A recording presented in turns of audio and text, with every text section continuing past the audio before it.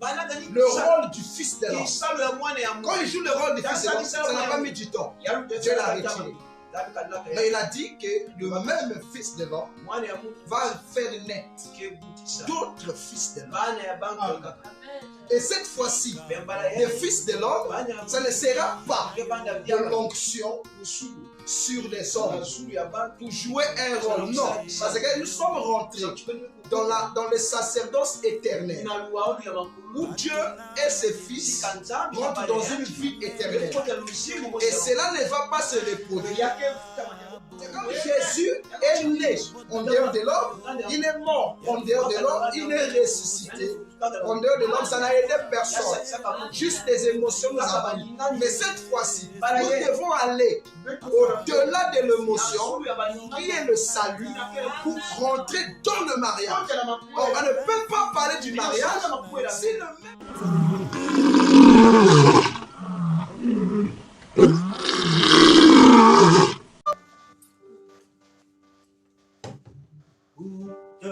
au ciel et tout ce que tu as. Combien Jésus-Christ est riche en bonté, et toi terre des hommes, écailles des champs, pour louer le car il est bon. Combien il est bon, combien il est bon, combien il est bon, mon Seigneur, mon Jésus, combien il est bon, alléluia, oui, je le louerai toujours. Oh, combien il est bon, combien il est bon, Jésus c'est bon. combien il est bon, mon Seigneur, mon Dieu, combien il est bon, alléluia, oui, je le louerai toujours. Seigneur, Dieu bien-aimé, Père Céleste, toi le révélateur de la parole vie, toi le donateur de tout don parfait et excellent,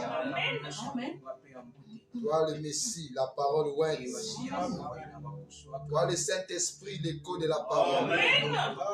Combien tu es si merveilleux. Pendant que le monde est en train de sombrer, les fléaux s'abattent par-ci et là, les malheurs, la famine, ces choses. Mais Seigneur, tu nous donnes toujours l'occasion d'être encore plus proches. Comme disait ton prophète, nous savons qu'un jour, Seigneur, ces moments nous seront ôtés. Un jour, nous lirons la Bible pour la dernière fois. Un jour, nous écouterons la parole pour la dernière fois. Un jour, nous irons à l'église pour la dernière fois. Un jour, nous dirons Amen pour la dernière fois. Et c'est maintenant que tu nous accordes encore l'occasion. Nous voulons que, Seigneur, cela nous soit bénéfique pour notre croissance. Car nous sommes dans l'âge de la croissance. Qu'il en soit ainsi, Père. Bénis ces instants. Bénis tes enfants, Père. Garde simplement de chemin. Dans le nom de Jésus-Christ. Amen. Nous prenons très rapidement nos Bibles. Le livre des Jean.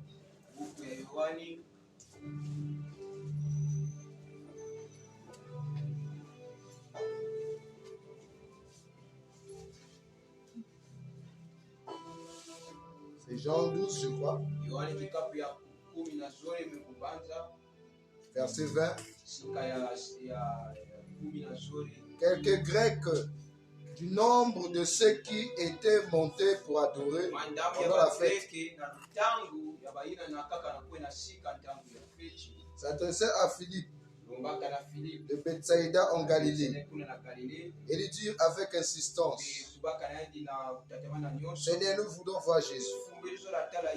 Philippe alla le dire à André. Puis André et Philippe le dirent à Jésus.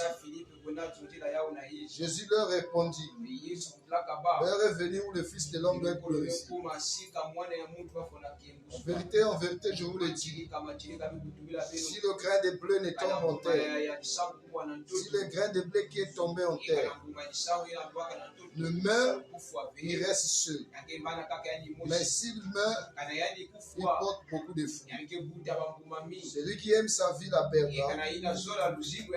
Et celui qui aime sa vie dans ce monde la conservera pour la vie éternelle. Je vais vous asseoir, que le Seigneur vous bénisse. Que Dieu soit avec vous. Amen. Amen.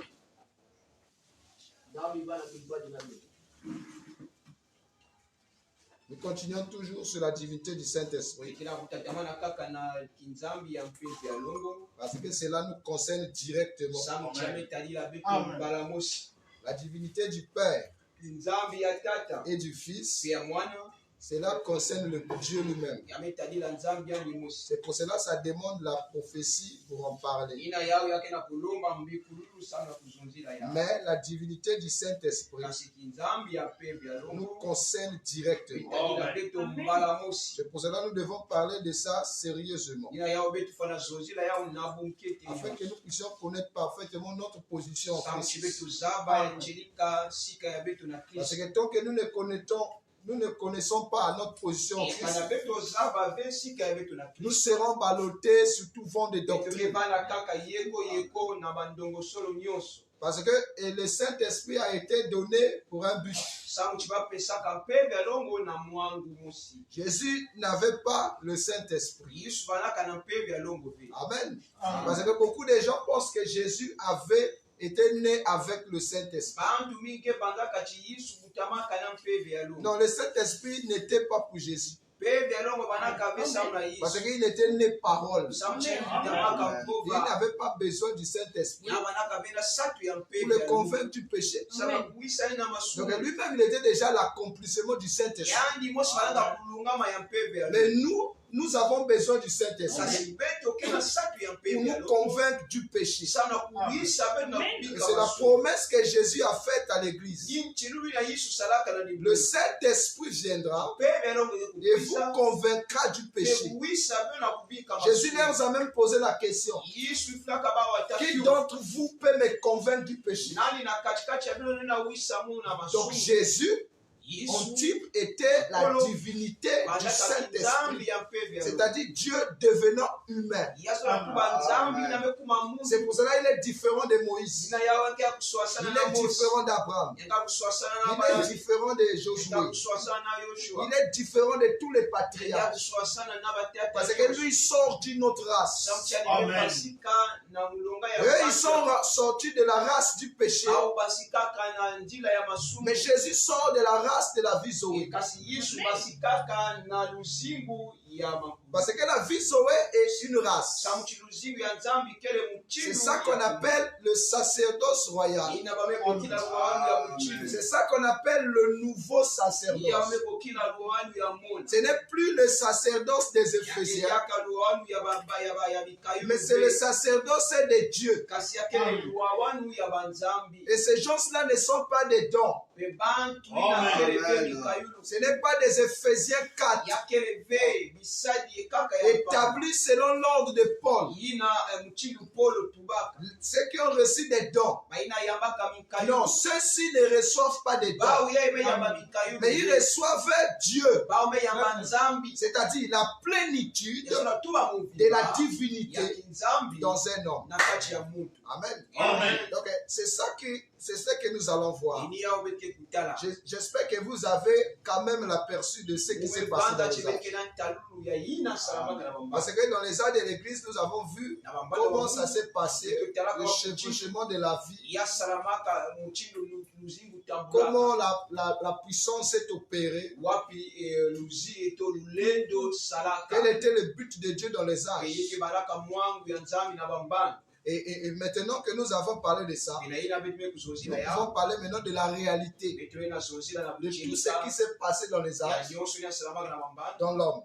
Parce que frère Branham me dit, tout ce que Dieu a fait dans les âges, il dit ça dans le nom blasphématoire.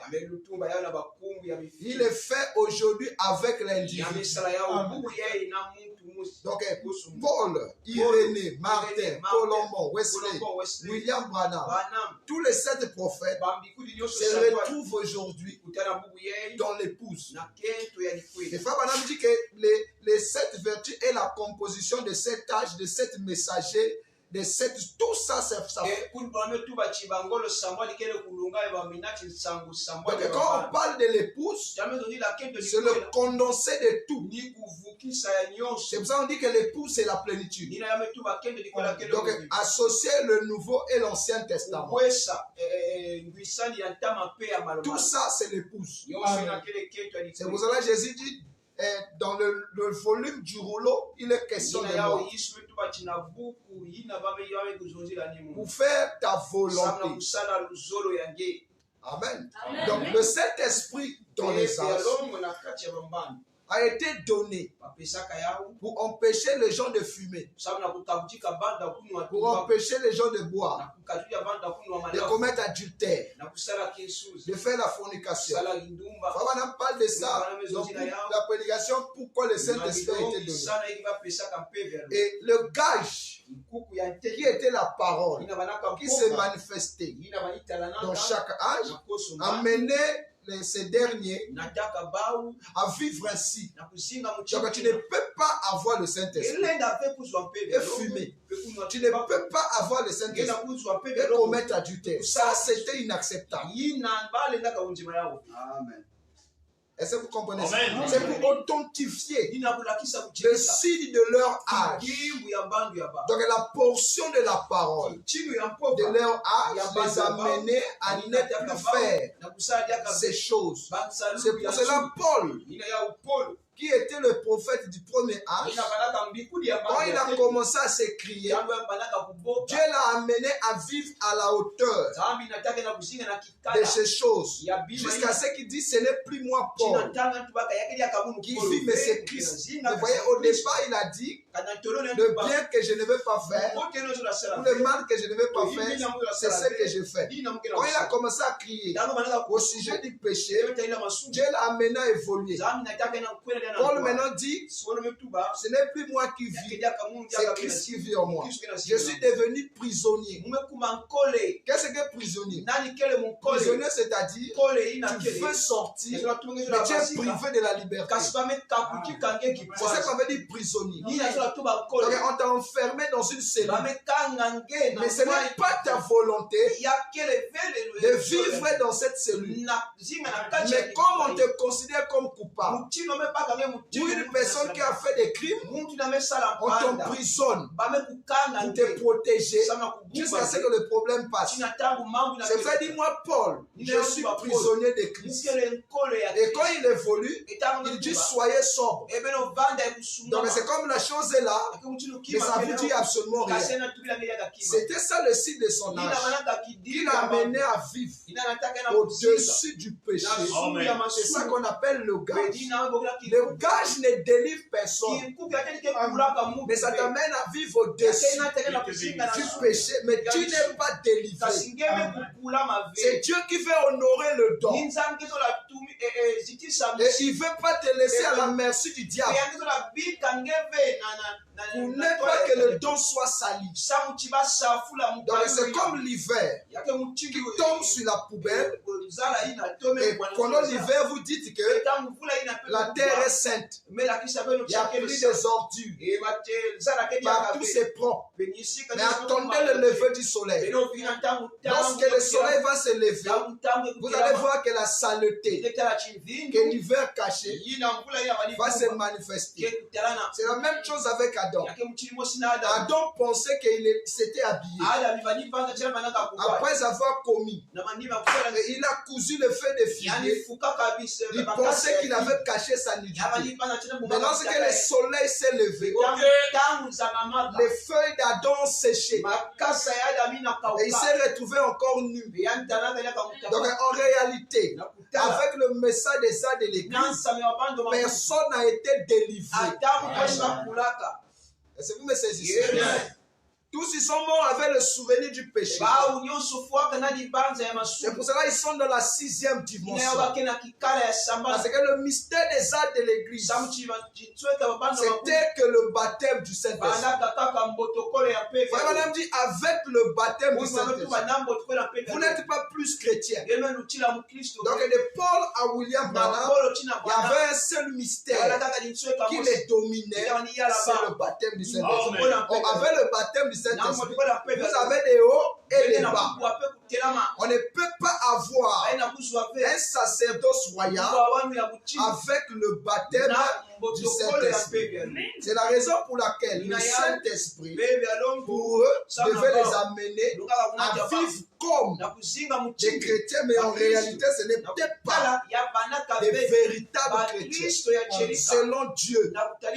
Mais Dieu devait leur soumettre dans cette vie pour honorer la parole. Donc la récompense du fait que vous avez reçu la vie de Christ en partie, cela vous bénit. Mais cette bénédiction n'est pas ce que Dieu attend. C'est ça qu'on appelle le gage. Donc on t'a dit de tenir quelque chose. Ou bien on t'a dit de conduire. Comment on appelle? Une Range Rover. Tu es chauffeur. C'est seulement ton maître qui connaît que tu es son chauffeur. Mais ceux qui te voient avec la voiture, ils t'honorent. Ils disent, oh mais le monsieur là est riche. Il a maintenant une voiture Range Rover. Et facilement tu peux avoir une femme par cette voiture. Mais remarque que tu n'es que chauffeur. Tu vois la bénédiction que la voiture t'apporte. Tu peux rentrer partout avec cette voiture. Parce que la voiture parle de toi. Mais ça ne t'appartient pas. C'est ça le gage. Le fait qu'ils ont reçu la vie les a bénis. Et les a menés à vivre une vie en dehors de celle de mondaine. Et on les a appelés des chrétiens. Mais ce n'était pas ça le but parfait de Dieu. Le but de Dieu, c'est que le Saint-Esprit amène l'homme un peu plus loin. Pour amener l'homme un peu plus loin, il faut d'abord que le Saint-Esprit grandisse. Lui-même, il ne peut pas amener l'homme loin. Si lui-même, il est encore enfant. Mais il doit d'abord grandir. Quand le Saint-Esprit grandit, c'est en ce moment-là qu'il peut prendre l'homme et l'amener à sa dimension. C'est la raison pour laquelle Frère Branham a prêché le Saint-Esprit éprouvé au cours des âges. Et vous allez voir qu'entre la base pyramide et la pierre de fête, le Saint-Esprit se place au milieu. Pourquoi? Parce qu'il est le résultat des sages de l'Église. Donc dans les âges de l'Église, il était question du Saint-Esprit. Pas des prophètes d'abord. D'abord le Saint-Esprit.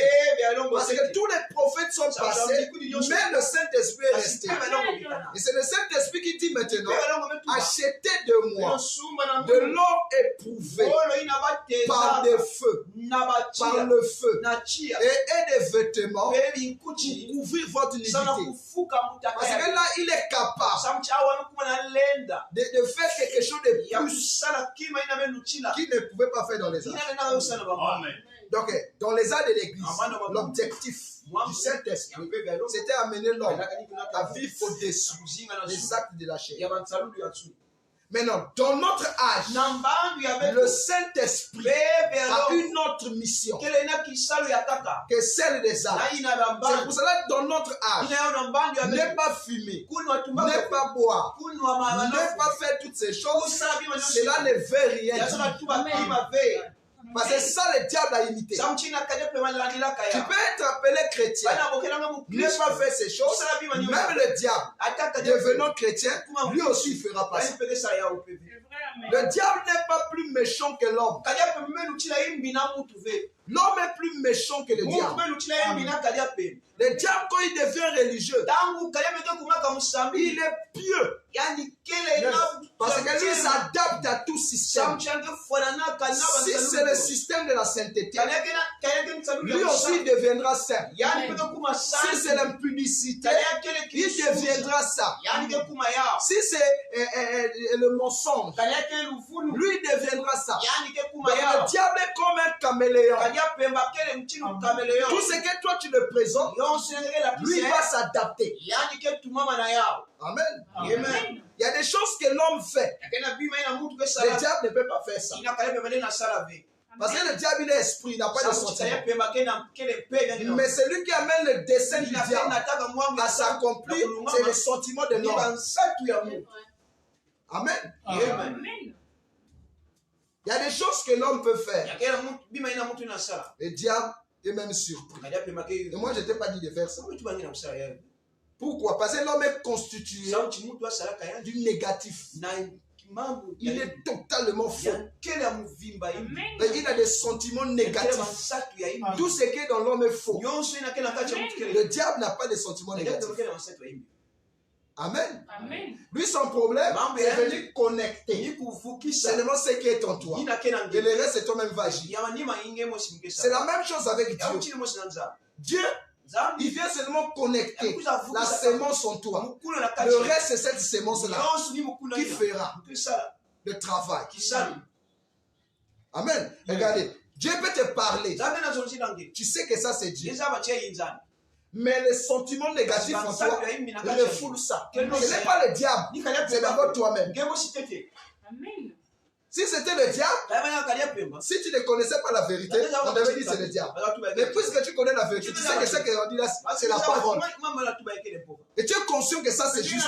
Mais toi-même, tu vas voir que tu refoules ça. Tu vas dire, oh, c'est le diable. Non, tu n'es pas inconscient. Tu connais que c'est la vérité. Amen. C'est comme on dit, Frère Banam dit, par exemple, un chrétien doit arriver 30 minutes avant l'adoration. On connaît que c'est la vérité. Frère Banam dit, un chrétien doit payer la dîme. Ça, on connaît que c'est la vérité. Un chrétien doit soutenir l'œuvre. Ça, on connaît que c'est la vérité. Mais quand tu ne le fais pas, tu dis que c'est le diable. Non, ce n'est pas le diable. C'est toi-même. Parce que tu t'appelles chrétien. Et tu sais que ça, c'est la vie des chrétiens. Ça, c'est pas une faiblesse. C'est différent d'une faiblesse. Ça, c'est toi-même. Parce que quand tu as l'argent, tu commences à réfléchir. J'ai trop de problèmes. Mais tu sais que la parole dit d'abord Dieu. Et le reste après. Et quand tu n'accomplis pas ça, tu dis que c'est le diable. Non. C'est pour ça que tu n'es pas béni. On veut tout mettre sur le dos du diable. Même le diable, quand il est religieux, il paye la dîme. Le diable. Le diable n'est pas mauvais tel que vous le pensez. Il est même mieux performant que toi. Le diable soutient l'œuvre avec tout ce qu'il a. Mais il sait qu'il est faux. Il est là pour une mission. Mais il va tout faire. Tout ce que l'église demande, lui, il va faire. Le diable ne réfléchit pas à soutenir l'œuvre. Mais le Fils de Dieu, il réfléchit. Et ils disent que c'est le diable. Non, ce n'est pas le diable. Moi, je ne crois pas que c'est le diable.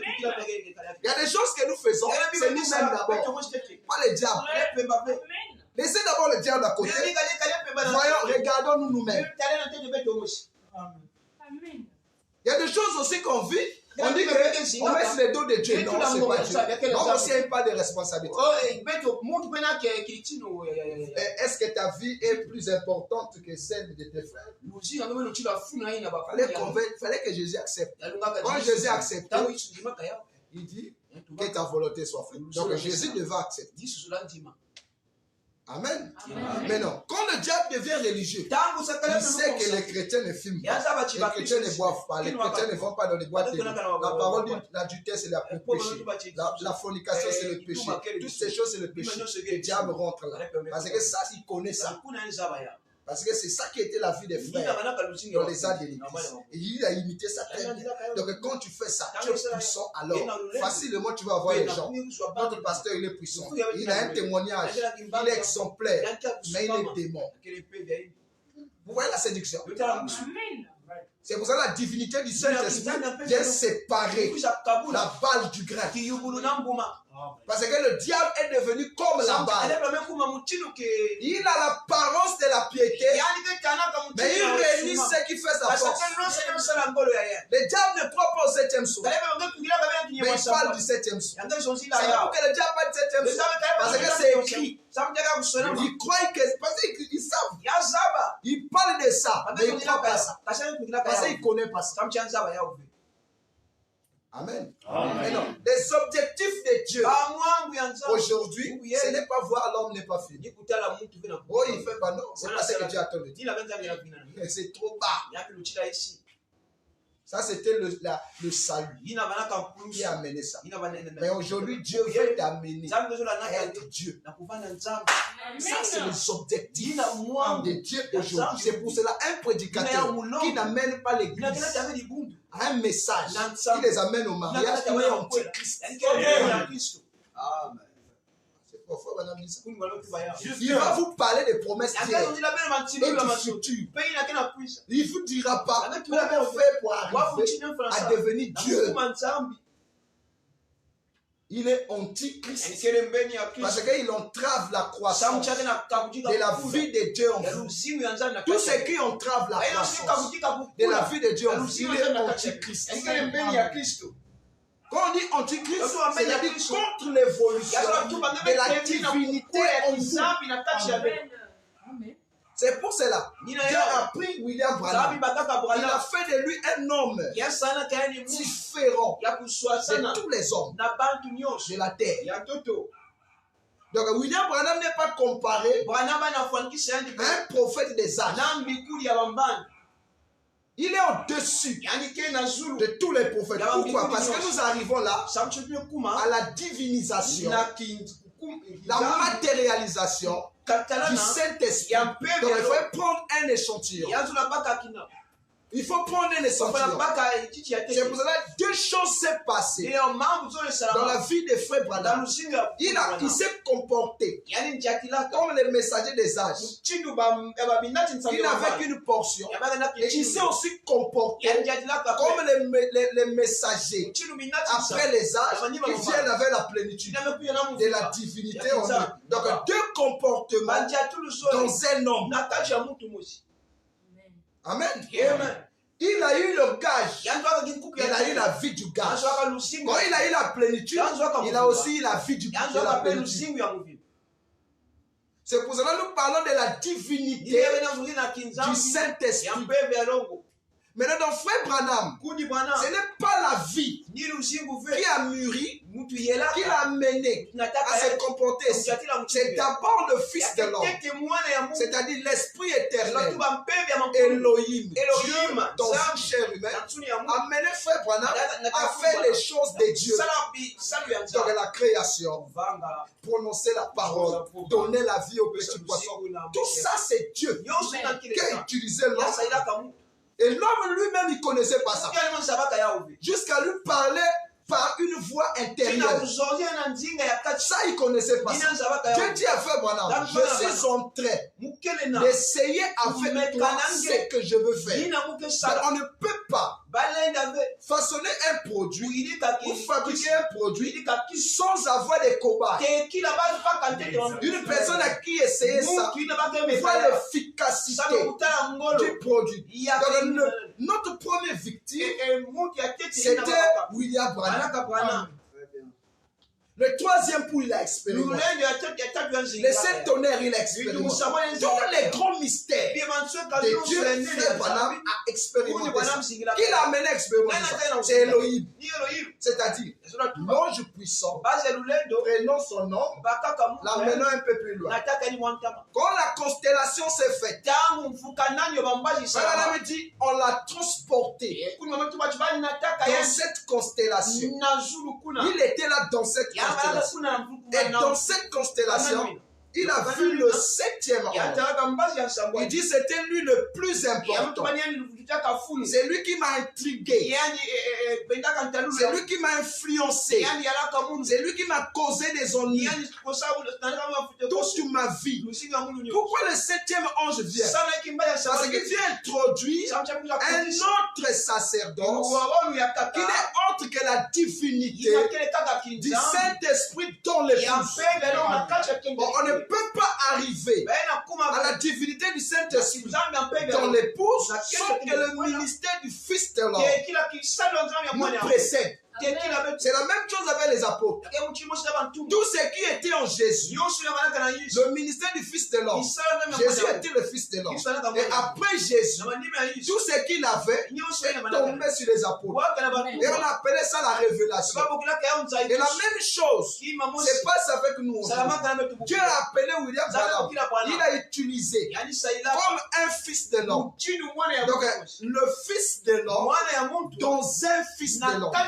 William Branham n'est pas le Fils de l'homme, mais il est un Fils de l'homme. Il est devenu un Fils de l'homme quand le Fils de l'homme est venu en lui.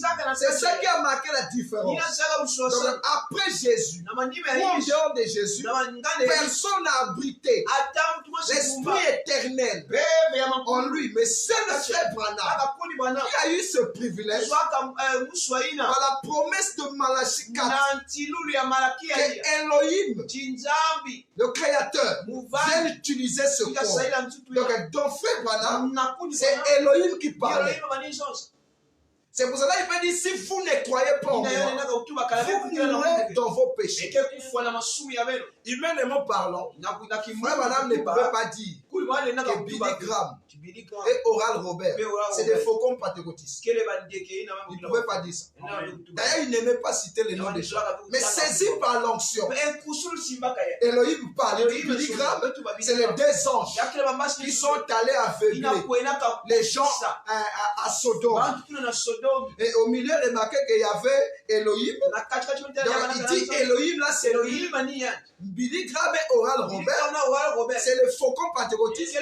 Donc, des prophètes qui vont aveugler les gens pour la perdition. Quelle déclaration! Donc, H-A-M, Elohim, il dit que c'est lui. Ce n'est pas lui la chair, mais il dit qu'il est Elohim par identification. Parce que le même Dieu qui a visité Abraham, il dit il est ici. Je peux vous le démontrer. Vous voyez comment avec le Saint-Esprit, Dieu devient proche de l'homme. C'est pour ça que Frère Branham dit, une personne qui a le Saint-Esprit est plus proche de Dieu qu'un ange. L'ange n'est pas plus proche de Dieu qu'une personne qui a le Saint-Esprit.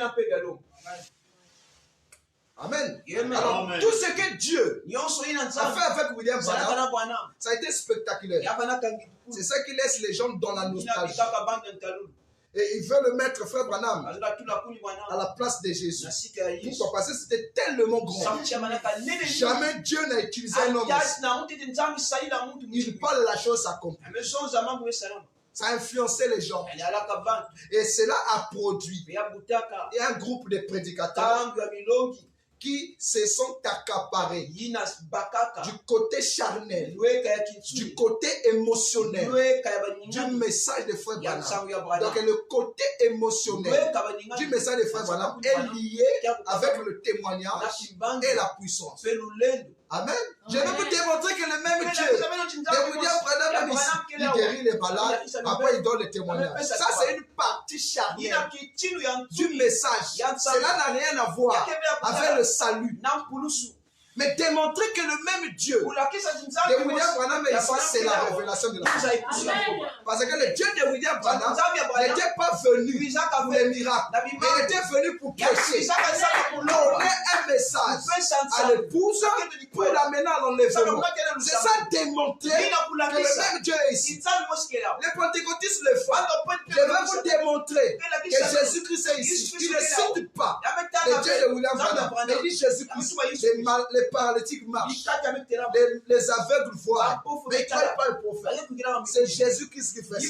Donc si tu viens, je vais vous démontrer le Dieu de William Branham. Entre le Dieu de William Branham et le Dieu de Pentecôte, quelle différence? C'est le même Jésus. C'est lui qui fait les miracles. C'est celui qui fait les miracles. Parce que la foi, pour en eux, leur foi est dirigée vers Jésus. Mais toi aussi, ta foi est dirigée vers Jésus. Mais démontre-nous que le même Dieu est c'est la révélation, la compréhension parfaite de la parole. C'est ce dont l'Église a besoin. Amen. Donc ne soyez pas séduits. Oui, je vais te démontrer. Il te discerne. Un démon peut le faire. Très bien, il le fait très bien. Parce que la femme qui avait le démon de Python avait la révélation de qui est Paul avant le Fils de Dieu. Paul est un vrai prophète. Et c'est Paul a dit bravo. Paul a dit tais-toi. Parce que c'est un mauvais esprit. Parce que les mauvais esprits connaissent. Mais ce qui peut séduire l'épouse, c'est la révélation de la parole. C'est pour cela le seul qui est combattu, c'est frère Branham. S'il se limitait qu'au miracle, tout le monde devait croire à frère Branham. Mais comme il a amené un message, c'est ça qui fait mal. Mais c'est un bon monsieur, il fait des miracles. Son message là, il est tout le temps attaqué les femmes. Les gens n'aimaient pas frère Branham. Le message de frère Branham piqué au corps. Tu ne peux pas écouter frère Branham être dans une condition pécheresse et sortir content. Son message était trop tranchant. C'est pour cela que Dieu, pour garder les gens, il lui a donné des miracles. Mais si vous n'aimez pas les messages, vous allez aimer les miracles. C'est pour ça que lui aussi, il ne faisait pas les miracles avant. Vous venez, il prêche d'abord. Si c'est 4 heures, il prêche. Tu sais que tu es malade. Tu dois d'abord écouter la parole. Après, la fin, il dit bon, lis les bruyères. Toi, tu as déjà écouté. Même si c'est qui t'a dit, tu n'as pas plus, tu es fâché, mais tu as déjà écouté. Après, il dit, bon, venez, on va prier pour les malades. Tu es ceci, tu es ceci. Mais tu es obligé de quoi, mon frère? Tu es là justifié. Le monsieur peut prier pour toi, tu es guéri. Tu es obligé de l'aimer. Même si son message ne te plaît pas, mais aime-le seulement. C'est pour ça qu'il conclut, il dit, le message et le messager, ils sont un. Tu ne peux pas dire, oh, j'aime pas le messager. Oh, j'aime le messager, mais le messager. Frère Branham était sage. Il savait que les gens ne l'aimaient pas. Même ses collègues prédicateurs, il n'avait pas de compromis à faire avec eux. Il dénonçait les gens Dieu de la chair. Écoutez les bandes. Comment quelqu'un peut dire que Billy Graham c'est un faucon pentecôtiste? Mais ça c'est grave. Mais c'est là dans les bandes. Amen. Donc il donne les dons. Parce que les enfants aiment les dons. Les bonbons, les yaourts. Ils savent qu'ils vont venir. Si les gens n'étaient pas venus, frère Branham devait prêcher à qui? Dieu savait que le message de Branham, ça ne va pas aménager les gens. Il dit, tu vas prier pour les prêtres. Même le concert ne va pas t'aider. Amen. Un jour, une sœur, à chaque fois qu'il écoute, il sautait la tête. Mais un jour, frère Branham a prêché. Elle a fait le bénédiction. Ah, frère Branham, en tout cas aujourd'hui, tu as très bien prêché. Celui qui était à côté de frère Branham connaissait la sœur. Il dit, ah bon, ah, mais Dieu soit doué. Vraiment aujourd'hui, tu ne prêches pas comme ça. À l'école, la sœur s'en va. Le frère donne la fuite à faire Branham. C'est parce que tu n'as pas attaqué le commérage. Elle aime parler des gens. Donc, comme dans le sermon d'aujourd'hui, tu n'as pas attaqué ça, elle se sent bien. Donc, en fait, elle n'est pas contente de la parole dans son âme parce que je n'ai pas attaqué.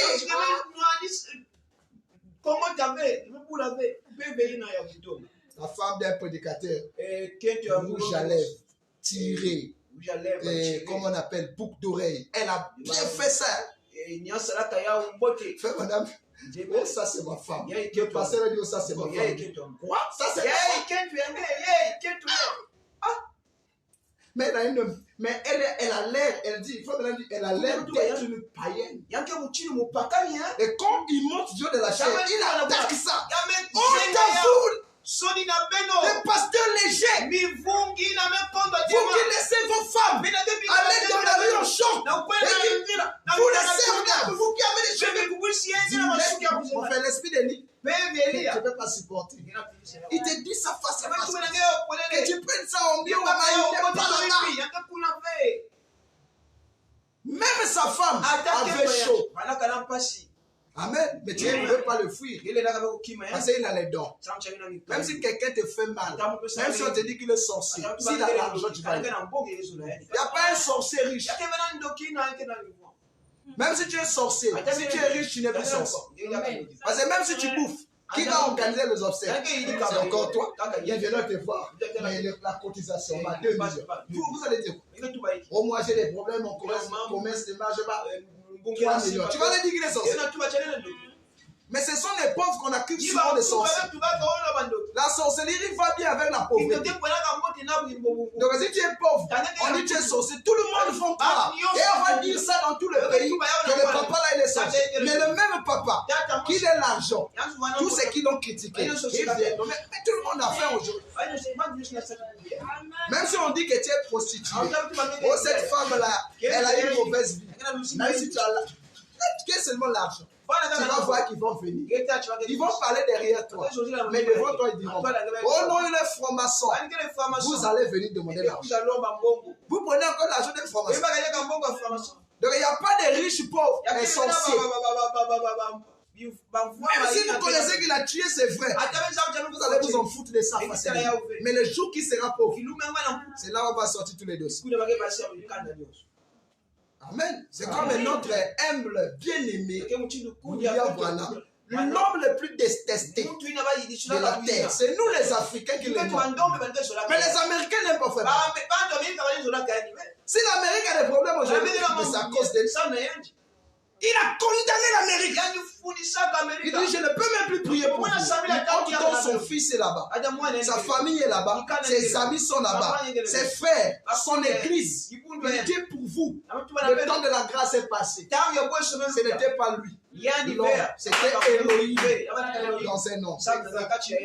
Donc quand le Saint-Esprit prend forme dans un homme, cet homme devient le trône de Dieu. Il peut pardonner comme il peut juger. Parce que les deux dispensations sont en lui. C'est pour ça qu'il dit à Pierre, c'est à qui tu pardonneras les péchés, moi au ciel. Je ferai la même chose. C'est lui à qui tu vas retenir le péché, moi aussi au ciel. Pourquoi? Parce que le Saint-Esprit est le trône de grâce et aussi le trône de jugement. Donc il peut faire miséricorde, c'est comme il peut aussi juger. Amen. Maintenant, la mission des frères Branham, c'était jouer le rôle du fils de l'homme. Quand il joue le rôle du fils de l'homme, ça n'a pas mis du temps. Dieu l'a retiré.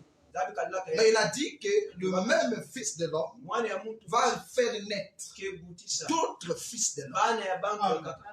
Et cette fois-ci, le fils de l'homme, ça ne sera pas de l'onction sur les hommes pour jouer un rôle. Non, parce que nous sommes rentrés dans le sacerdoce éternel où Dieu et ses fils rentrent dans une vie éternelle. Et cela ne va pas se reproduire au ciel, mais ça commence déjà ici. Or, pour amener l'homme à une vie éternelle, le même Saint-Esprit, qui est le grain, qui est le Zoé, qu'on appelle le 7e sceau, doit venir naître dans l'homme comme il est né à la Pentecôte pour la maturité.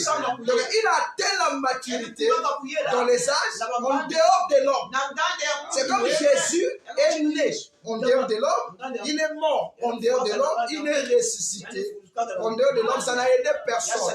Juste les émotions nous avons eues. Mais cette fois-ci, nous devons aller au-delà de l'émotion, qui est le salut, pour rentrer dans le mariage. On ne peut pas parler du mariage si le même Saint-Esprit ne peut pas naître dans l'homme et grandir dans l'homme. C'est pour cela la perspection de la parole dans ce sacerdoce change. Parce que ici, nous n'avons pas affaire à l'adultère ou à la fornication. Ça, c'est trop bas. Parce que ce qui les a menés à vivre au-dessus de l'adultère et la fornication, pour nous, ça devient pédestral. Le commencement. On ne peut pas vivre avec le baptême du Saint-Esprit et espérer être enlevé. Frère Madame dit ça. C'est le point du départ. Donc la maturité du Saint-Esprit dans l'homme commence par le baptême du Saint-Esprit. Sans sensation. C'est que Marie avait reçu. Marie a reçu une grossesse sans sensation. Elle n'a pas su qu'elle était grosse. Mais c'est quand elle a parlé à Élisabeth, c'est Élisabeth qui a rendu témoignage de la grossesse de Marie. Que réellement, tu as reçu le 7e sceau. Ok, notre Marie, c'est William Branham. Il ne savait pas qu'il était grosse. Mais c'est nous qui rendons témoignage que le 7e sceau réellement était né dans cet homme. Et c'est sorti chez lui comme un message. C'est pour ça que nous avons eu le 3e coup, qui est le paix du roi. Nous avons eu le 3e coup, comme le poisson argenté. Nous avons eu le 3e coup, qui est l'ouverture de la parole. Donc il y a eu 2 restaurations dans le ministère des frères Branham. Lui, il est venu restaurer la parole écrite parce que les gens s'étaient déroutés de la Bible. Il fallait les ramener à la Bible. Et quand il les ramène à la Bible, cette action, on a appelé ça la maturité du grain. Parce qu'il faut revenir à la Bible. Vous les pentecôtistes, vous dites que l'évidence du Saint-Esprit, c'est de parler en langue. Madame dit c'est faux. Voilà ce que les Écritures disent. Le baptême, ce n'est pas au nom du Père. C'était ça la restauration de l'autel qu'on appelait le baptême du Saint-Esprit. Mais Elohim, qui est le 7e sceau, vient faire une seconde restauration, cette fois-ci dans l'homme. Et cette fois-ci, c'est quelle restauration? La basse pyramide qu'on appelle l'ouverture de la parole. Ce n'est pas la parole écrite, mais c'est le caractère divin du Dieu très haut dans l'homme. Amen. C'est là vous voyez que la basse pyramide a cette vertu. C'est ce qu'on doit restaurer à l'homme. L'homme était ça, dans sa perfection. Et cet homme, c'est Jésus. Amen. Donc, Frère Branham a joué des rôles. Il ramène la Bible et Elohim nous amène. Elohim ici devient Christ. Il devient le Seigneur Jésus. Amen. Amen. Il veut maintenant amener l'homme à un niveau où aucun homme sur terre n'est déjà arrivé. En dehors de Jésus. Donc l'épouse est le reflet parfait de Jésus-Christ. Cette fois-ci, la vie est sémée dans l'homme. Donc s'il doit connaître maturité, ça doit être dans l'homme. C'est pour ça que tout homme qui reçoit cette vie passe les 7 âges de l'Église. Amen. Amen. Il commence par la foi. Cette fois-ci, ce n'est pas un don. Caractère. C'est là où c'est difficile. Et Frère Branham dit les épreuves est une partie naturelle de la vie chrétienne. Il va passer par la vertu. Il va passer par la connaissance. Cette fois-ci, la connaissance, ce n'est pas connaître les citations de Frère Branham. Ce n'est pas cette connaissance-là. Mais connaître qui tu es dans le corps. Oh, ça, c'est le mystère du don du livre. Ça, dans les âges, ils n'ont pas connu ça. Mais c'est après les âges où je dois connaître mon rôle dans le corps. Amen. La madame ne savait pas que son message c'est les 7 sous. Il croyait que Dieu, il dit moi j'ai un don. Dieu m'a appelé pour guérir, prier pour les malades. Ça c'est prêcher là, c'est pas là-bas. Mais Dieu ne l'avait pas suscité pour ça. Dieu l'a suscité pour les 7 sous. Mais lui il ne savait pas que Dieu l'a appelé pour les 7 sous. C'est à la fin de son ministère que Dieu commence à lui montrer son vrai message. C'est ça il dit je ne savais pas. Mais ici, cette révélation t'est donnée dès que tu es né. Que dites-vous que je suis? Moi, le Fils de l'homme. Pierre dit, tu es le Christ, le Fils du Dieu très haut. Jésus dit, ce n'est ni la chair et le sang qui t'ont révélé ça. Mais Père, c'est mon Père qui est dans les cieux. Sur cette pierre, je bâtirai mon église. Amen. Donc l'église est bâtie quand tu connais qui tu es. Quand tu connais qui tu es, c'est là où Dieu commence le travail. Parce que ta conscience change. Moi, je suis fils de Dieu. Je ne peux pas me plaindre comme un mondain. Parce que cette révolution intérieure excite Dieu à agir. Mais tant que tu ne connais pas que tu es fils de Dieu, tu es perdu. C'est pour cela, peu importe ta condition, n'oublie jamais que tu es d'abord fils de Dieu. Ça doit être gravé en toi. Peu importe ta condition, j'ai dit, n'aie jamais oublié que tu es fils de Dieu. Ce n'est pas quelqu'un qui t'a dit quoi le message. Ce n'est pas quelqu'un qui t'a dit, toi que Branham c'est un prophète. Mais c'est le Saint-Esprit qui a rendu témoignage de ce message en toi. Maintenant, au cours de la marche, tu te retrouves plus. Mais tu oublies que tu es fils de Dieu. Mais qui t'a amené ici? C'est toi, tu es le diable. Le diable est quelque part où les gens parlent beaucoup. Il vient maintenant pour nuire. Bon, ici tu vas venir nuire quoi? Amen. Tel que nous sommes là, bon, le diable va venir nuire quoi?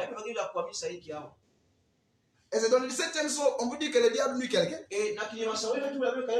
Tous ceux qui sont rentrés là, le diable va te nuire en quoi? Lui-même, il est même incapable de te toucher. Donc même s'il me tape, de ce gifle, va sortir quelque chose de bien.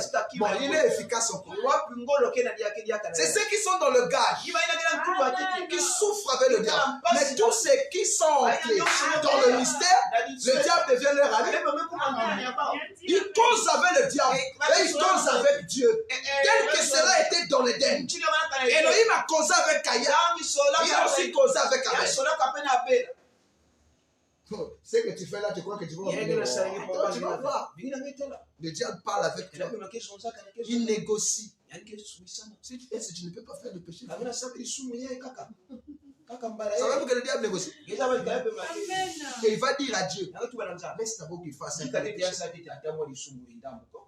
Dieu dit, toi tu crois que si comment il va changer?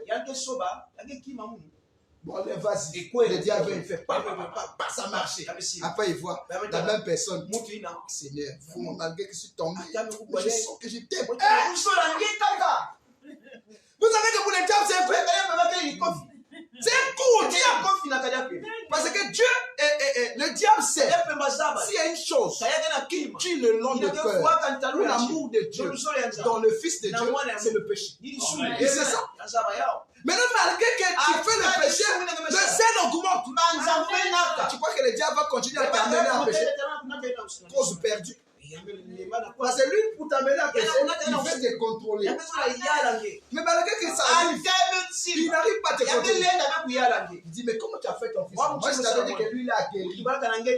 C'est pour cela quand il va t'accuser, c'est Dieu. Dieu rend justice. Il dit, ce n'est pas lui. C'est toi qui as fait ça.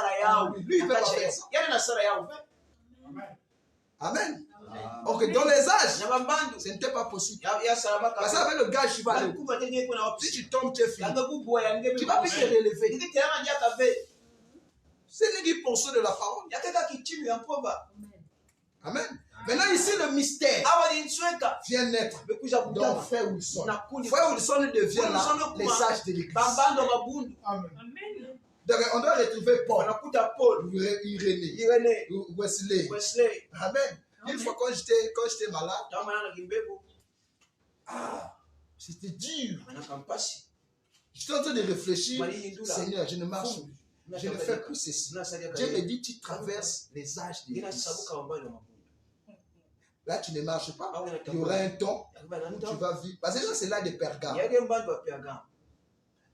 L'âge de Pergame, c'était dur. Après, tu vas vivre. Le juste vivra par la foi. On va voir un peu de lumière. Mais ce n'est pas exactement ça. Après, tu vas vivre la sanctification. Sans la sanctification, nul ne verra Dieu. On verra encore un peu de lumière qui aura maintenant la forme d'un homme. Après, nous allons vivre le ministère de la restauration. Parce que le retour de tout, c'était fait avec le 7e ange. C'est là que tu vas bien marcher. Amen. C'est ça qu'il appelle le gazam, le gelé, que les racines ont dévoré.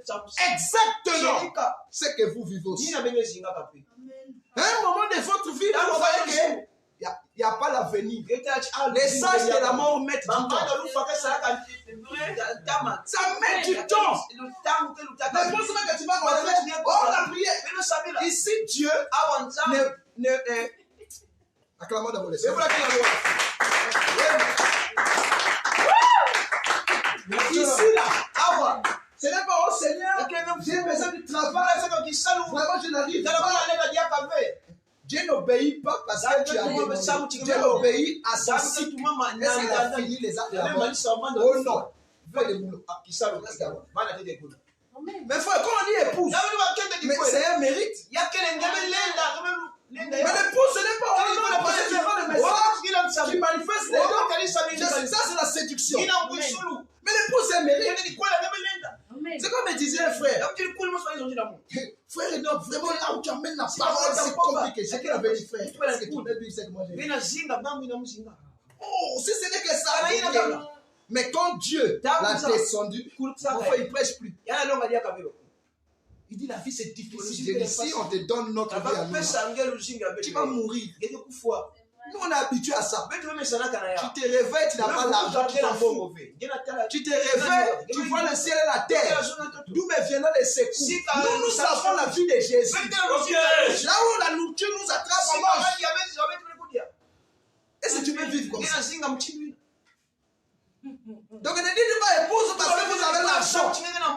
Il y a la parole de Dieu qui est une vie avec l'argent. Et il y a la vie de la parole sans argent. C'est différent. Je préfère vivre la vie de Dieu au commencement sans argent et aboutir à l'argent. J'aurai le caractère. Mais commencer avec l'argent, tu ne vas pas avancer. Même quand tu as mal à la tête, tu penses déjà à quel produit pharmaceutique que tu dois acheter. Regardez tout ce qu'ils font, les histoires des produits MLM. Même les prédicateurs qui le font, ils prient pour les malades.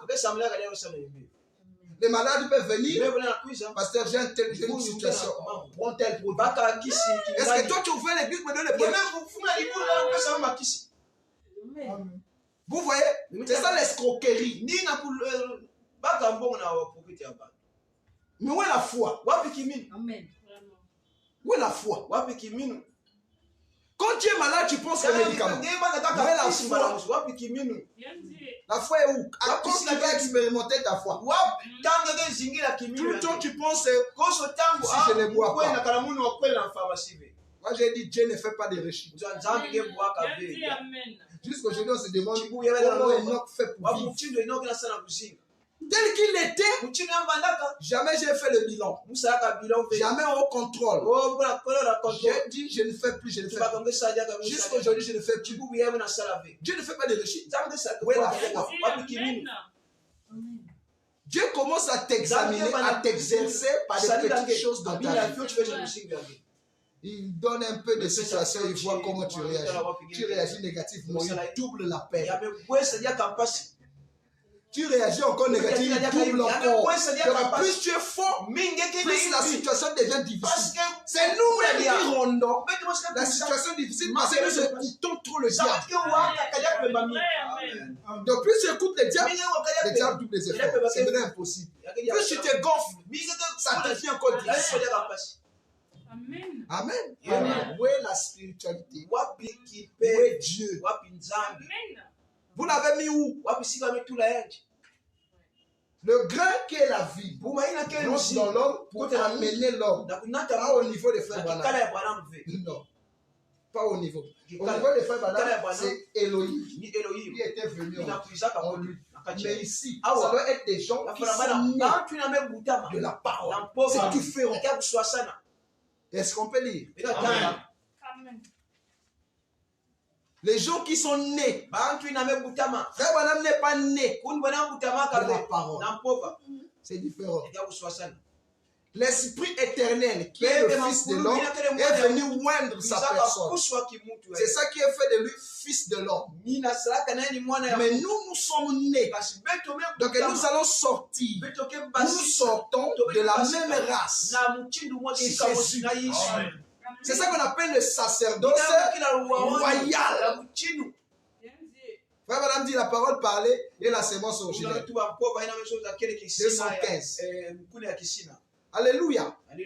Vous voyez, la parole se fait chair. Quand on dit la parole se fait chair, ce n'est pas que tu as une nouvelle peau. Oh, le blanc, tu es devenu noir. Le noir, tu es devenu blanc. Non. La parole faite chair, c'est la parole qui est la vie de Dieu, qui rentre dans tes sens. C'est ça qu'on appelle la parole se fait chair. Parce que la chair est conduite par les sens. C'est ça que Frère Branham a prêché. La plus grande bataille jamais livrée. Donc la parole débouche les canaux pour que la plomberie et les tuyaux là où c'est bouché là, quand on va verser l'eau, ça tombe jusqu'au puissant. Mais si c'est bouché, il y aura des odeurs. C'est comme ça que l'homme. Donc nos sens sont bouchés par les souvenirs du péché, par le monde, par l'hérédité. C'est ce qui fait que lorsque nous pensons toujours mal. Tu ne peux pas avoir une bonne pensée à ton réveil. Même quand tu pries, tu as des mauvaises pensées. Même ici, quand vous priez, vous pensez la maison. Mais tu pries. Vous pensez qu'être en contact avec Dieu, c'est facile. C'est pour ça que beaucoup de gens n'arrivent pas à prier. Parce que dès qu'ils ferment les yeux, tout le film de la journée est devant lui. Mais tu vas prier comment? Seigneur, tu sais, mais la rencontre avec le monsieur, tu sais que tu n'as pas tout dit. Mais tu es en train de prier. Quand tu vois ça, c'est quelle personne. Bon, j'arrête seulement. Amen. Amen. Il t'empêche de prier. Il t'empêche. Mais pour que tu arrives à bien prier, il faut dépasser cette dimension-là. Il faut que la parole rentre dans tes sens. C'est ce qui amène l'homme à répéter ce qui sort de son cœur. Pendant que tu pries, tu écoutes ah, ça c'est quoi? Les rats là aussi. Les rats. Tu as prié. Tu as dit que tu as prié. C'est comme ce papa là. Ou cette femme, ou le monsieur qui est en train de prier. Il écoute son fils faire quoi il laisse d'abord de prier. Il a injurié son fils. Quand il a injurié son fils, après il revient. Il continue à prier. Mais tu fais quoi? Donc quand on dit la parole faite chair, c'est comme Jésus. Dans ses sens, il n'y avait pas la pensée du monde. C'est pour ça que la Bible dit ayez les pensées qui étaient en Christ. Il dit voilà Dieu aura une église. Elle sera née de la parole de Dieu. Née. Pas elle sera où elle va s'adapter. Donc naître. de la parole de Dieu. Quelle parole? Le 7e sceau. C'est pour ça que les âmes qui sont en prison, ils disent le 7e sceau ramène Jésus sur la terre pour venir faire naître des hommes par la parole. C'est pour ça que madame dit, vous devez être la parole de Dieu qui marche. Amen. Il dit, né de la parole de Dieu. Parce qu'elle est la parole vivante de Dieu. Le voyez-vous? Amen. Est-ce que vous le voyez? Vous êtes la parole vivante par l'écriture, pas la bande, mais un homme devenu la parole, c'est-à-dire le Dieu vivant. Amen. C'est ça qu'on appelle la race royale, le nouveau sacerdoce. Ça, c'est une race de Dieu. Ce n'est pas les Éphésiens 4 de l'église. Ça, c'est maintenant des dieux. Amen. Amen. Écoutons encore une autre citation. Là où Frère Branham dirige les gens.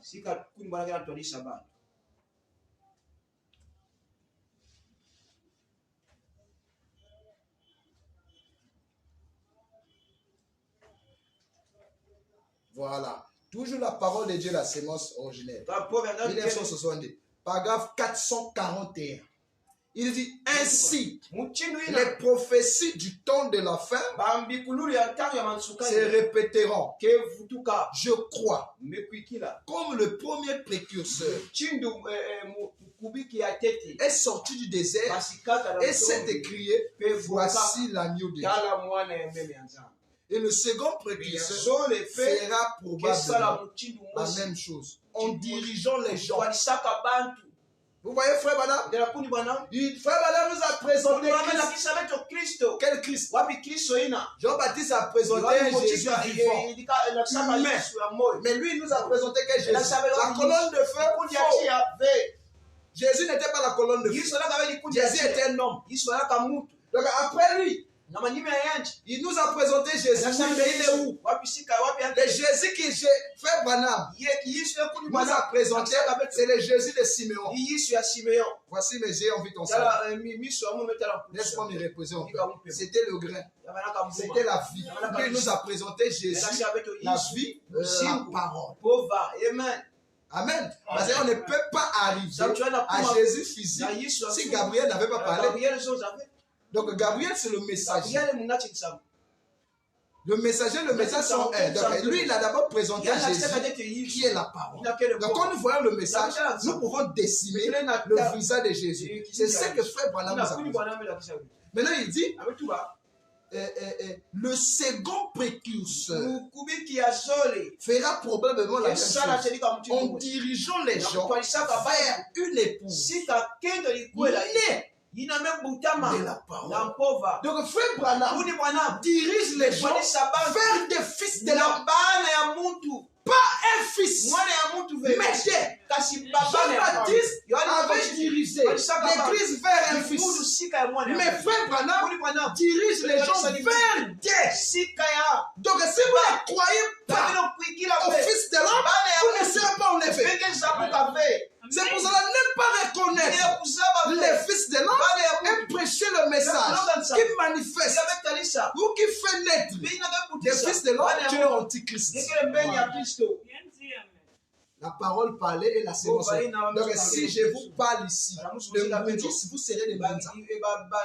Vous allez voir l'esprit de Matthieu chez vous. Simon qui bande tous les ancêtres. Parce que c'est mon message. Si je vous prêche ici, le sacerdoce de Moïse, vous serez des légalistes. Parce que la parole parlait. Donc la parole qui parle est la sémence originale. La parole ici, c'est l'homme qui parle. Donc la parole parle. Ça, c'est le thème de la sémence. Donc chaque prédicateur a une sémence. Et il est parole par rapport à la sémence qu'il porte. S'il porte le diable, vous serez la parole parlée du diable. Donc nous sommes là au commencement où il dit chaque semence. Il n'y aura pas d'hybridation. Un peu de Dieu. Non. Ils ont mélangé la parole avec les crédits et ils appellent ça quand même la parole. C'est pour ça qu'on doit être exigeant. Si ça ne vous convainc pas, basta. Amen. Je peux me tenir ici avec la parole parlée du diable. Et quand je parle, je ne vous contamine pas les paroles, mais la sémence. Et cette sémence qui fait votre vie. Donc nous retournons là au commencement où Dieu créé. Ici, Dieu créé un nouveau monde dans l'homme. Parce que le premier Éden a été un échec. Le diable a imité. Mais il doit construire le second Éden. Cette fois-ci, ce n'est pas Elohim, le Dieu de l'univers. Mais ça doit être Christ, le Dieu de la vie. Dans l'homme, il vient construire un nouveau Éden. C'est pour ça qu'il dit le royaume des cieux, ce n'est pas le manger le roi, mais c'est la paix, la joie. Il dit une personne qui sait Christ de cette manière et approuver les hommes. Même s'il a des situations, il est toujours content. Ça, c'est le nouveau Éden. Parce que dans l'ancien Éden, tu ne peux pas être content et tu as des problèmes. C'est pas possible. Si tu as des problèmes, le monde entier connaît que tu as des problèmes. Mais dans le nouveau Éden, lui connaît tes problèmes. Toi, tu connais ses problèmes. Vous avez un contrat, vous deux. Et vous traitez en partenariat. L'épouse est le conseiller direct de Dieu. Vous voyez la divinité du Saint-Esprit? C'est le niveau le plus élevé du christianisme. Amen. Il dit, il fera là, je termine, hein, je lis seulement ça. Il fera la même chose en dirigeant les gens vers une épouse née de la parole. Est-ce que c'est pas ce que Frère Branham a fait? Frère Branham a fait ça. Il dit la colonne de feu, ce n'est pas lui. Donc il sait qu'après lui, il y aura des fils. Donc l'attention des gens devait être braquée sur les fils de l'homme. Lui, il a fait sa part. Donc la mission du Saint-Esprit, ce n'est pas nous amener à ne pas fumer, ne pas boire, mais c'est de nous amener à être une épouse née de la parole. C'est pour ça qu'il dit, je viendrai chercher une épouse sans tache, ni rien de semblable. Mais parce que tu es né de la parole. Est-ce que vous pouvez dire amen? Amen. C'est ça qu'on appelle le sacerdoce royal. Il dit la divinité va s'exprimer dans des êtres. Donc la divinité deviendra notre expression. Qu'est-ce que l'expression? C'est une vie. Donc le Saint-Esprit, c'est ma vie. Ce n'est pas au Saint-Esprit est venu. Je suis devenu le Saint-Esprit.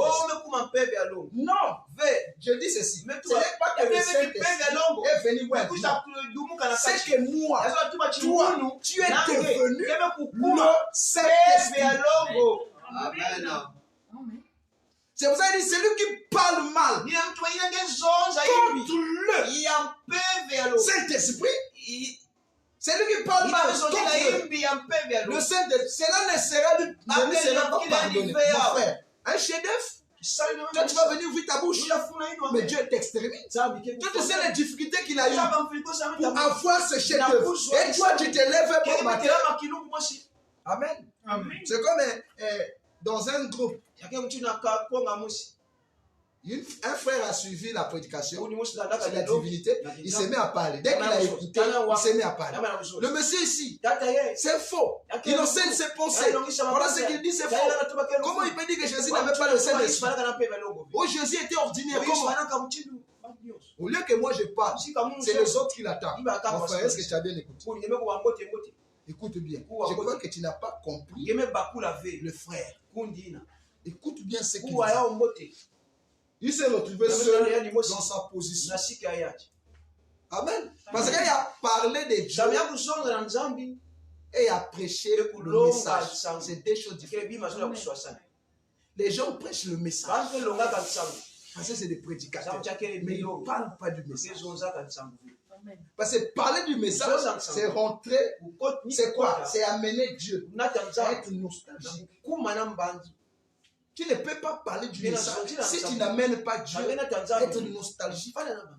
Si vous voulez écouter le passé d'une personne, amenez-lui à être nostalgique. Vous allez entendre, on faisait ça. Voilà, c'est comme. Mais tu n'as pas dit parler. Parce que si tu viens lui dire, parle-moi un peu de ton passé, ça sera difficile pour lui de parler. Mais amène-lui à être nostalgique. Mets-lui dans un état où il est obligé de se souvenir du passé. Tu vas écouter des choses que tu ne connaissais pas. Amen. C'est ça que les gens n'arrivent. Amène Dieu. Être nostalgique. Seigneur, le message là c'est comme ça. Pourquoi tu as dit ça? Dieu commence à se souvenir. Et il va te dire, voilà mon plan. C'est à mon frère Branham. Quand frère Branham a dit je démissionne, mais Dieu a tremblé. Il dit, calme-toi, petit. L'épouse va venir. C'est vrai, il dit, une épouse négrée. Ça ne sera pas une dénomination. Oh, nous sommes les Branham. Nous sommes la famille Branham. On ne dit pas ça sera une épouse mais de Branham. Branham aussi fait partie des Branham. Alors comment on va être la famille? C'est comme vous dites, Joseph est la famille de Jean parce qu'il porte le nom de nos noms. Le nom que je ne sais pas mon nom. J'ai hérité de mon père. Donc si on va dire la famille, c'est la famille du père. La famille des Kwango. Donc quand on dit Kwango, c'est un seul. Il n'y a pas 7 Kwango. Il n'y a qu'un seul. Le reste, c'est des attributs. Des héritiers. Donc la continuité. Même le nom Kwango, c'est une personne. Donc quand on dit Jésus, il n'y a pas deux. Il n'y a que Jésus. Oh, Jésus est Branham. Il n'y a que Jésus. Donc on dit famille de Branham. Il y a maintenant Jésus. Quand on va arriver, c'est Jésus. Il y a la famille de Jésus et la famille de Branham. Vous faites quelle différence? Tous ceux qui croient en Christ, c'est la famille de Jésus. Donc vous ne sortez pas de Charles Branham et Elam Branham. Nous n'avons pas l'hémoglobine son des frères Branham. Nous avons l'hémoglobine son des chrétiens. Une épouse née de la parole. La parole, ce n'est pas frère Branham. Vous devez faire cette différence. Il y a trop de séducteurs. Une épouse née de la parole.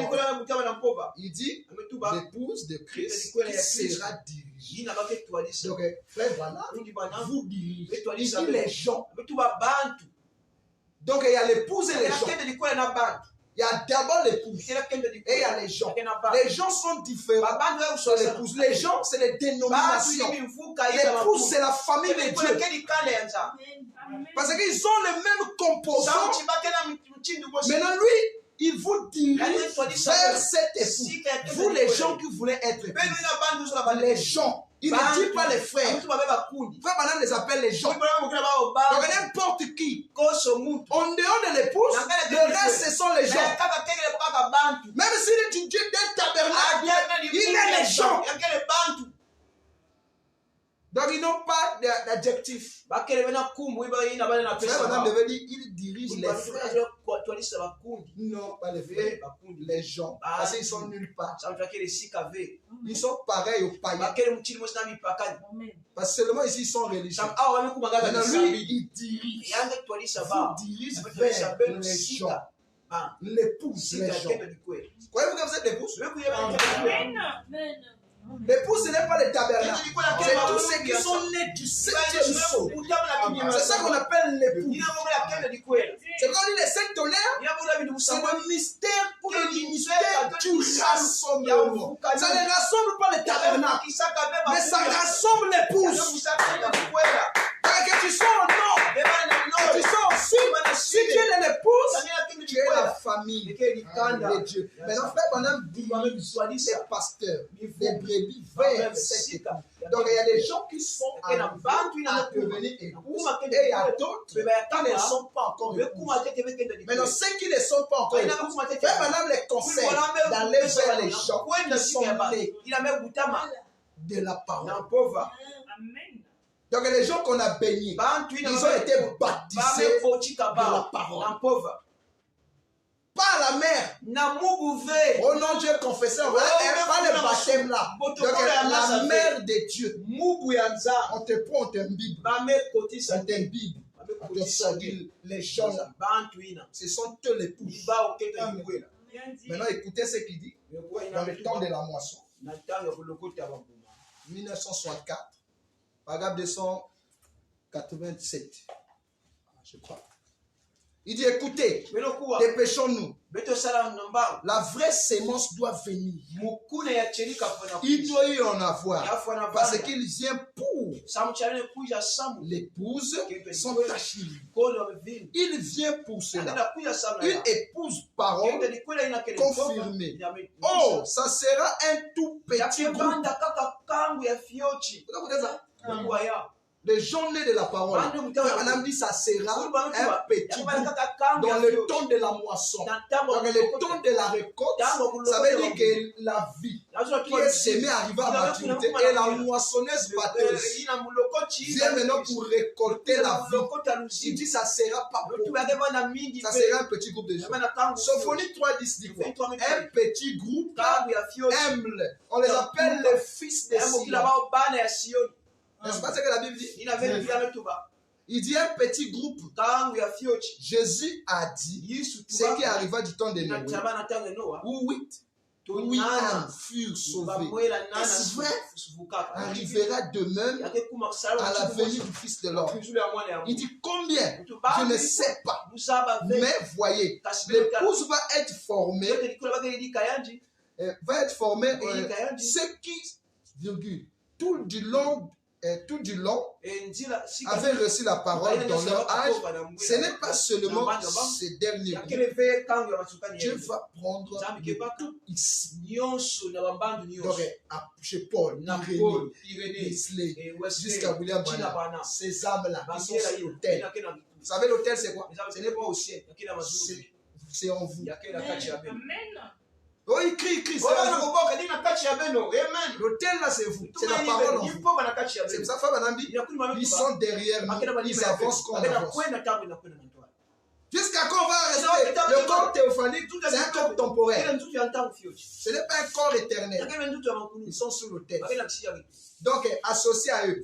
Maintenant, nous qui sommes à la fin, c'est pas beaucoup. C'est un petit groupe associé à eux. C'est ça qui fait l'épouse. Donc, les gens pensent que tous les tabernacles du message, c'est l'épouse. Parce qu'il y a l'épouse née de la parole. Vous écoutez le message de Paul. Vous allez avoir une épouse née de la parole. Pour avoir une épouse née de la parole, il faut le 7e saut. Donc, une église où on ne prêche pas le 7e saut, c'est une dénomination. Parce que c'est le seul mystère qui ramène Dieu dans l'homme, c'est le 7e saut. Mais vous ne parlez pas de ça. C'est une dénomination. Peu importe ce qu'on peut dire, s'il n'y a pas la symphonie de l'épouse, c'est faux. Amen. Que Dieu vous tombe. Est-ce que c'est clair? Amen. On va bien expliquer la divinité du Saint-Esprit. Que Dieu nous aide. Comme madame dit, les gens ont mélangé la parole avec les credos.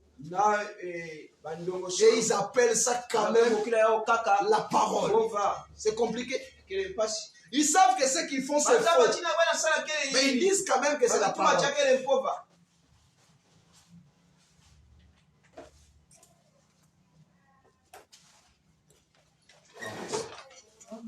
Pouvons nous lever. Le Dieu puissant, c'est Jésus.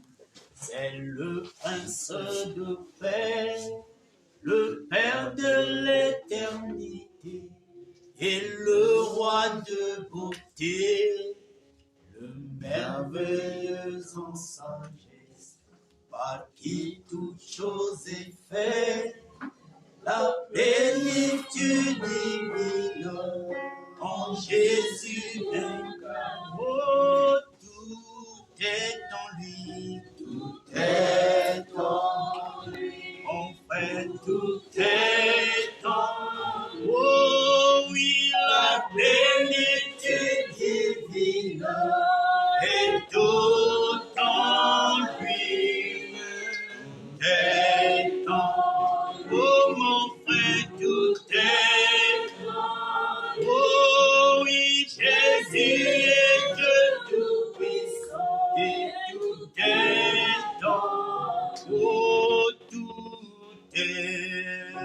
tout est en lui. Amen, tout est en lui. Oh oui, la plénitude divine est tout en lui. Tout est en lui. Amen, tout est en lui. Oh oui, Jésus est Dieu tout-puissant et tout est en lui.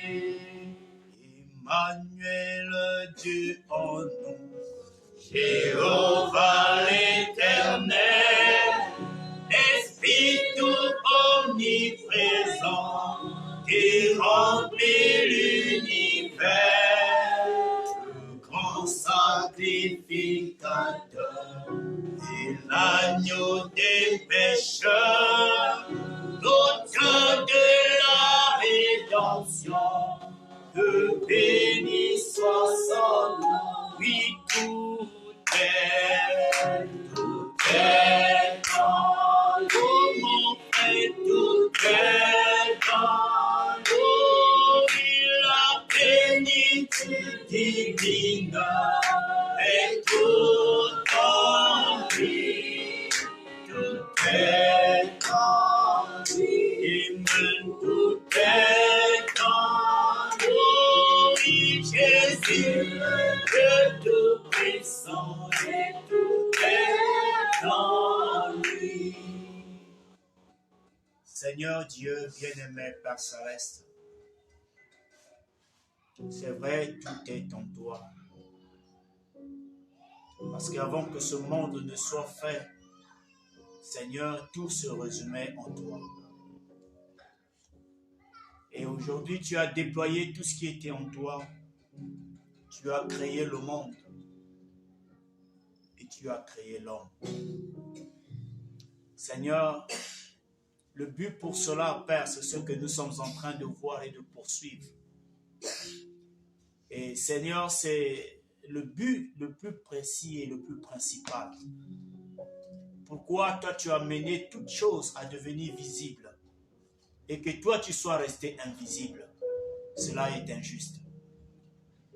C'est pourquoi, Père, pour que nous puissions comprendre le pourquoi de chaque chose, il faut que toi, tu deviennes matériel. Parce que, Seigneur, toi étant dans l'invisibilité, nous ne pourrons te comprendre. Nous avons compris l'arbre parce que tu l'as rendu visible. Aujourd'hui, l'homme peut exploiter, explorer les océans parce que toi, tu l'as rendu visible, Père. Et l'homme peut parler de cela.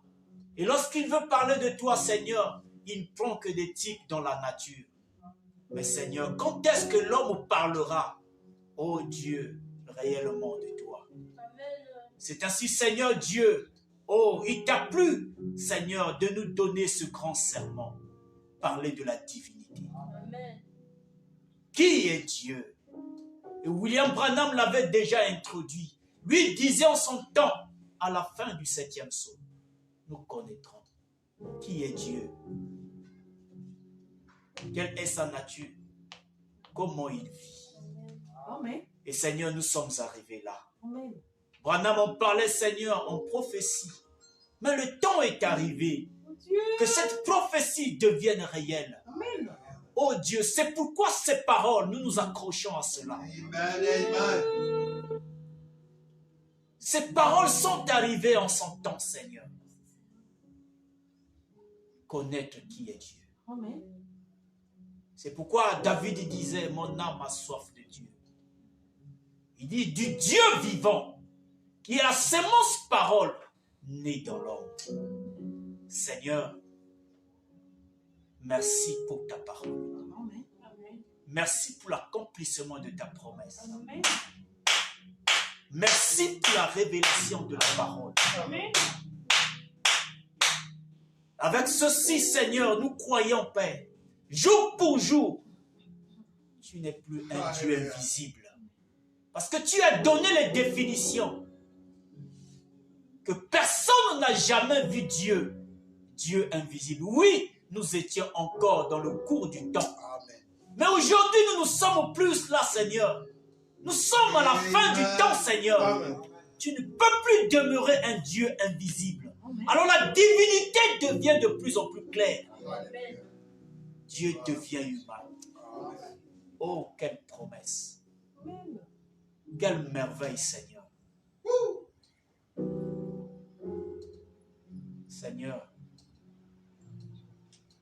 ne nous cache plus ta face.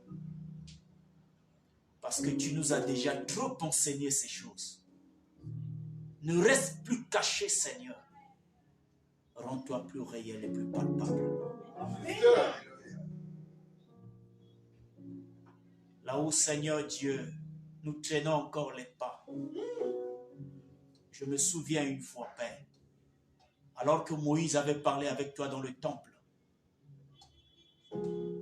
Mais après cela, il y eut encore le désir de te voir. Comment un homme pouvait parler avec toi? La Bible dit comme l'on parle avec un humain. Mais après, dit encore, Seigneur, je veux te voir. C'est qu'il n'était pas, Seigneur, rassasié de t'entendre parler, d'écouter ta voix, mais il voulait te voir réellement. C'est pourquoi tu lui as dit, Moïse, place-toi sur le rocher. Et quand il t'a vu passer, il a dit, son dos était comme le dos d'un homme. Seigneur, nous aussi, nous parlons la même chose. Rends-toi de plus en plus visible. Amen.